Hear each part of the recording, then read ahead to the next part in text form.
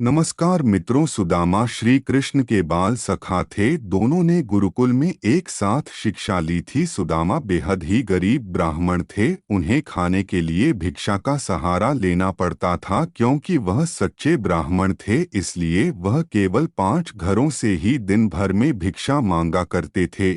जितना मिलता उसी में अपना और परिवार का भरण पोषण किया करते थे। यह भिक्षा उनके लिए पर्याप्त नहीं था, अर्थात उनका और परिवार का पेट ठीक प्रकार से नहीं भर पाता था। इसी भिक्षा से अतिथि सत्कार भी हुआ करता था। सुदामा की पत्नी को यह ज्ञात था कि श्री कृष्ण द्वारिका के महाराजा हैं।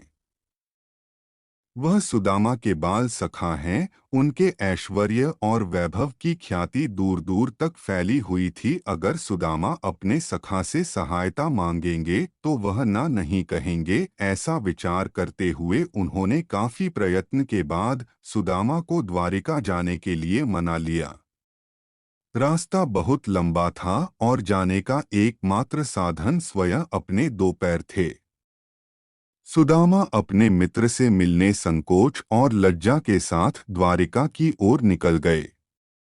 काफी दूर चलने के बाद उन्हें रास्ते में मुरारी से भेंट हुई। उसके पास एक बैलगाड़ी थी जिस पर व्यापार के लिए खूब सारा माल लगा हुआ था। मुरारी ने सुदामा को अपने साथ द्वारिका चलने के लिए मना लिया। दोनों बैलगाड़ी पर सवार होकर द्वारिका की ओर चलने लगे। रास्ते भर मित्र की भांति मुरारी सुदामा के साथ हंसी ठिठोली करता रहा।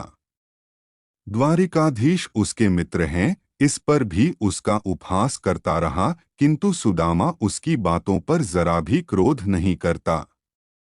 द्वारिका के निकट पहुंचकर मुरारी ने अपनी बैलगाड़ी प्राचीन मंदिर के पीछे रोक लिया और सुदामा को कहा, विप्रवर, अब आपकी और मेरी राह अलग है।